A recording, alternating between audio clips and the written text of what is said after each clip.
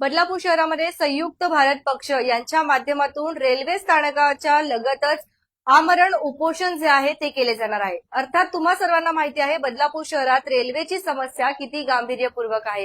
गेले काही दिवसांपूर्वी आपण बघितलं, एक महिला जी आहे ती लोकल ट्रेनमध्ये पडून तिचा दुर्दैवी मृत्यू झाला। त्यानंतर वारंवार रेल्वे ट्रेनच्या लोकलच्या फेऱ्या वाढवा अशी मागणी येते आहे।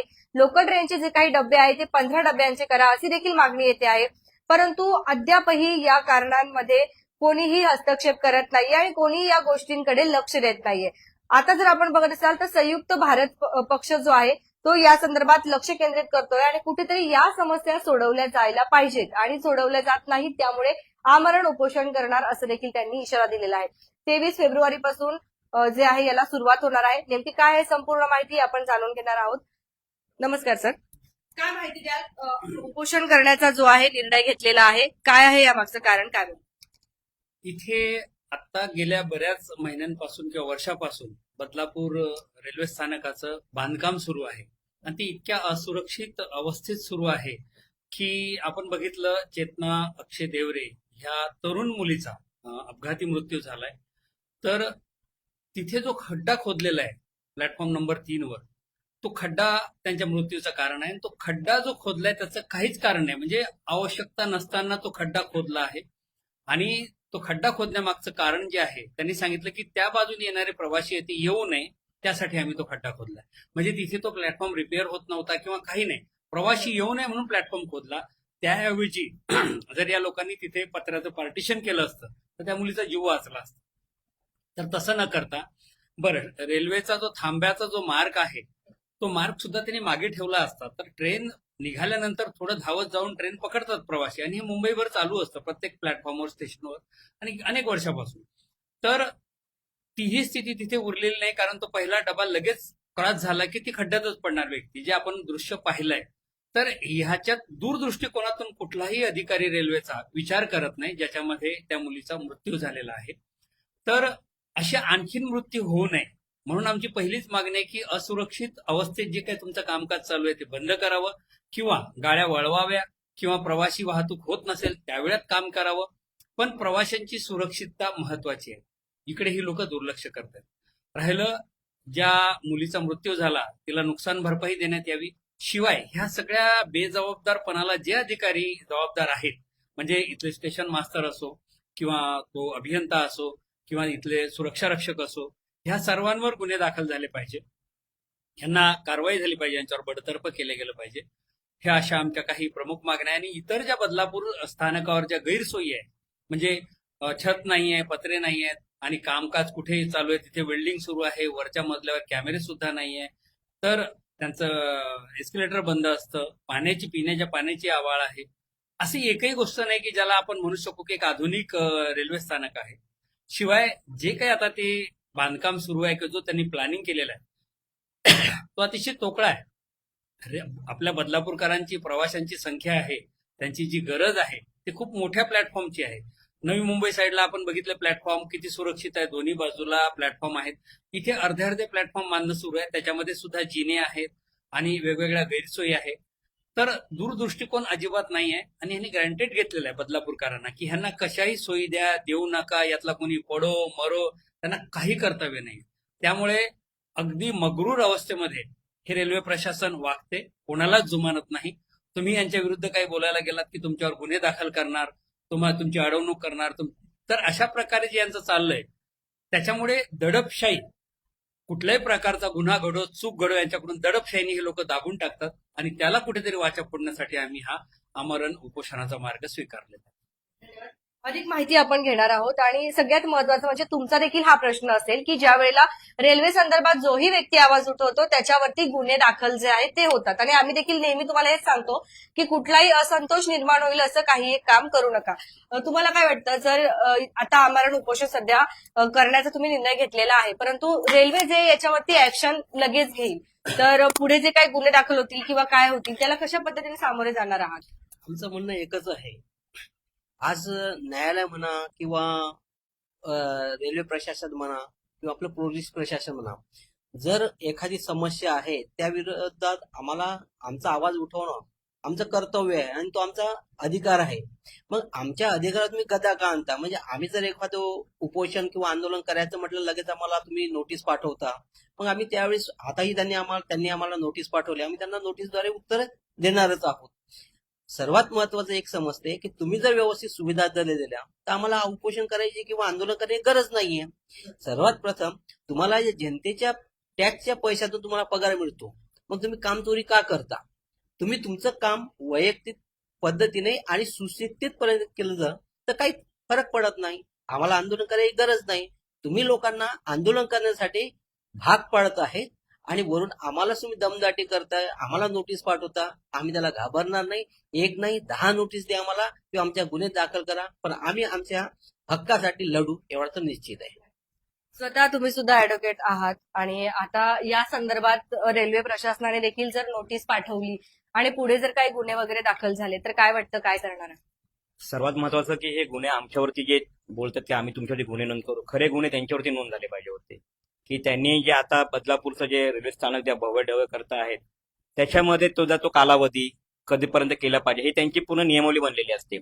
आता ह्या दुर्घटना होत आहेत. आज बदलापूर शहरामध्ये सर्वात असुरक्षित परिसर बनला तर बदलापूर रेल्वे स्टेशन आहे. तिथे कर्मचारी, स्टेशन प्रबंधक जे पण आहे त्यांनी DRM ला सांगितलं पाहिजे की बाबा पाठपुरावा गेला पाहिजे की बाबा रेल्वे स्थानकाची अशी अवस्था आहे, ह्याचा कालावधी निघून गेलेला आहे, दुर्घटनाचे चान्सेस जास्त आहेत, तर खरे गुन्हे त्यांच्यावरती नोंद झाले पाहिजेत. आणि उद्या जाऊन जर आमच्या संयुक्त भारत पक्षावरती कुठल्याही प्रकारचे काही गुन्हे नोंद झाले तर त्यासाठी मी न्याय लढा द्यायला आमची जी लिगल सेलची टीम आहे ते आम्ही तयार आहोत. म्हणजे आता मागे हटणार नाही असं ठरवलेलं. आम्ही मागे हटणार नाही. हटायचं असं तर आम्ही ह्या गोष्टी केल्याच नसत्या असत्या ना. कारण की ह्या जो उपोषण आहे हे उपोषण जो रेल्वेने प्रवास करतो बदलापूरचा सामान्य रेल्वे प्रवासी त्याच्या मनाची खतखत असेल. आज ट्रेन 10 मिनिटं लेट झाली, आज मी 10 मिनिटांनी मला ऑफिसला बोंबाबोंब पडतील किंवा मला डॉक्टरकडे जायचं आहे, त्याच्यामुळे ह्या सर्व गोष्टीचा तो पवित्र आम्ही घेऊन आम्ही उपोषण करत आहोत. 23 फेब्रुवारी पासून हे जे उपोषण आहे त्यांचं सुरुवात होणार आहे. अधिक माहिती आपण घेणार आहोत. कसं असणार आहे उपोषणाचं स्वरूप, कसं आहे आणि त्याच्यामध्ये सामान्य नागरिक जो आहे, रेल्वे प्रवासी जो आहे, त्यांना पण आपण मुभा दिलेली आहे का, ते पण सहभागी होऊ शकता की नेमकं कसं आहे? याच्यामध्ये सर्व नागरिकांना आम्ही आवाहन करतोय की ज्या ज्या लोकांना असं वाटतं की बदलापूरमध्ये खरंच रेल्वेची समस्या आहे तर त्यांनी आम्ही ज्या ठिकाणी आता आमरण उपोषण करणार आहोत, बसणार आहोत ईस्टला प्लॅटफॉर्म नंबर 3च्या बाहेर, तर त्या ठिकाणी सर्व नागरिकांनी येऊन पाठिंब्याचा त्या ठिकाणी एक पत्र असणार आहे. तिथे सर्वांनी यायचंय, पाठिंबा द्यायचा आंदोलनाला आणि संविधानिक मार्गाने आपण हे आंदोलन पुढे नेणार आहोत. कुठल्याही प्रकारचं रेल रोको म्हणा किंवा प्लॅटफॉर्मवर जाणं, ट्रॅकवर जाणं, नागरिकांना कुठल्याही प्रकारची गैरसोय होईल अशा पद्धतीची कुठली भूमिका नसणार आहे. त्यामुळे आणि याच्यामध्ये आम्हाला GRP, लोहमार्ग पोलीस असेल, स्टेशन प्रबंधक असतील, वरिष्ठ अधिकारी असतील, सर्वांनी याच्यामध्ये आम्ही आशा करतो की सर्व सहकार्य करतील.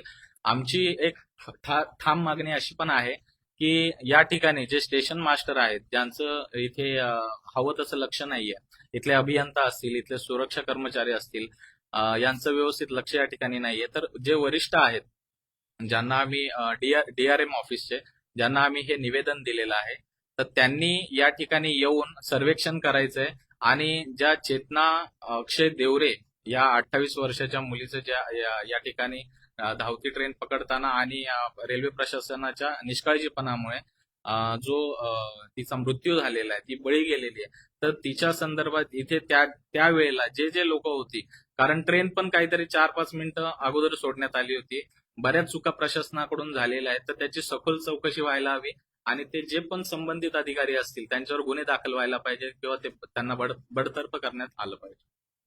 काय सकाळी उपोषणाला सहभागी होणार आहात? चेतना देवरे या महिलेचा जो एक दुर्दैवी मृत्यू झाला आहे आणि आज तिच्या कुटुंबावर काय दुःख कोसळले असेल आणि ती नवविवाहित वधू होती आणि आज जो तिचा मृत्यू झालाय ज्या प्रशासनाच्या चुकीमुळे किंवा त्यांच्या हलगर्जीपणामुळे, अशा अनेक समस्या ह्या रेल्वे प्रशासनाच्या निष्काळजीपणामुळे होतात.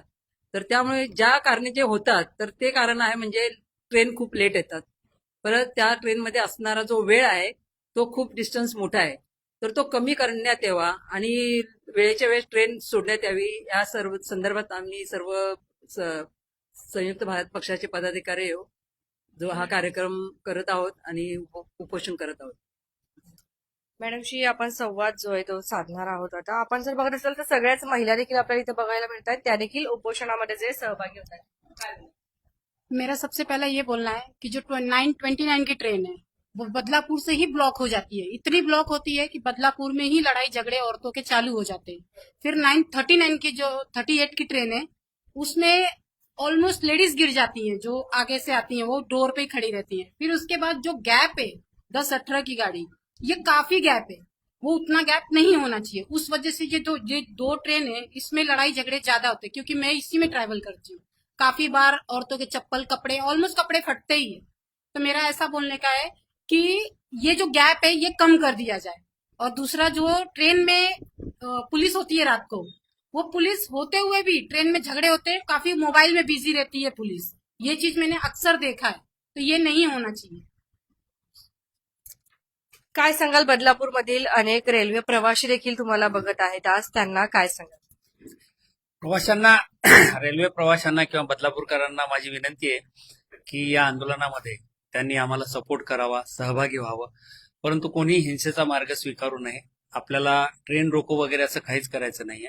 तर आपल्या ज्या मागण्या आहेत त्या संविधानिक पद्धतीने पूर्ण करून घ्यायच्या आहेत, शांततेने पूर्ण करून घ्यायच्या आहेत, आणि जोपर्यंत यश मिळत नाही तोपर्यंत आपण माघार घेणार नाही आहोत. आंदोलन किंवा कुठलाही लढा हा जनशक्तीमुळे ताकदवर होतो. त्यामुळे प्रत्येकाने यात सहभाग नोंदवावा अशी माझी सर्वांना विनंती आहे. रेल्वे प्रवाशांकडून सहभागासाठी काही स्वाक्षरी मोहीम वगैरे असं काही राबवणार आहे? निश्चितच आमच्याकडे एक अर्ज असणार आहे जो या आंदोलनाला किंवा या मागण्याला सपोर्ट करण्याचा मजकूर त्यात असेल. त्याच्यामध्ये जी सह्यांची मोहीम आहे ती राबवली जाईल आणि तसं आवाहन केलं जाईल लोकांना की तुम्ही सहकार्य करा आणि आपला विरोध नोंदवा. आमरण उपोषणचा रेल्वे प्रशासनाला इशारा दिल्याच्या नंतर त्यांच्याकडून काही उत्तर आलीत का? काही रिप्लाय आला का की काही करू नका किंवा काय काही बोलले? अजिबात नाही बोलले ते, कारण रेल्वे प्रशासन हे अतिशय मगरूर असतं. त्यांचं आजपर्यंत कुठल्या याच्यामध्ये त्यांना कोणी गुन्हेगार ठरवत नाही किंवा त्यांना खूप मोठी नुकसान भरपाईचा कधी फटका बसलेला नाहीये. तर दडपशाही हा त्यांचा मुख्य गुण आहे. त्यानुसार त्यांनी कदाचित ठरवलंही असेल की हे आंदोलन कसं चिरडायचं, हे सगळं त्यांचं ठरलेलं असतं. आणि इतके ते समंजस नाहीच आहेत की जे येतील आंदोलनापूर्वी आमच्याशी बोलतील, चर्चा करतील, त्यातून काहीतरी एक सुवर्ण मध्य निघेल वगैरे, अशी अपेक्षाच त्यांच्याकडून ठेवू शकत नाही. कारण हा गेल्या इतक्या वर्षाचा इतिहास आहे. बदलापुरातले जे आता इथे या स्थानकावर जी लोक आहेत ते सुद्धा त्याच प्रकारात मोडणारी आहेत. त्यांना सुद्धा या विषयावर काही बोलायचं नाहीये. तर ही दडपशाही, मगरूरपणा हा त्यांच्यात याच्यामुळे आलेला आहे की रेल्वेमध्ये कोणाचा मृत्यू झाला, काही झालं तरी त्याला रेल्वे जबाबदार नसते. त्यामुळे ते आपल्या कोणाच्याही मृत्यूला खूप एक साधारण गोष्ट म्हणून घेतात, सोडून देतात. एखाद दिवस त्यांच्या लक्षात राहत असेल मे बी, दुसऱ्या दिवशी ते आपल्या कामाला लागतात. रेल्वेची गरज जनतेला आहे, रेल्वेला जनतेची गरज नाही. अशाच आविर्भावात ते नेहमी वावरत असतात. त्यामुळे अजून तरी कोणाचा काही प्रतिसाद आलेला नाही. धन्यवाद. बघत रहा आपले बदलापूर. तुम्ही देखील रेल्वे प्रवासी असाल, रेल्वेने प्रवास करत असाल बदलापूर टू सीएसएमटी ठाणे, तर आम्हाला तुमच्या प्रतिक्रिया नक्की येऊ द्या.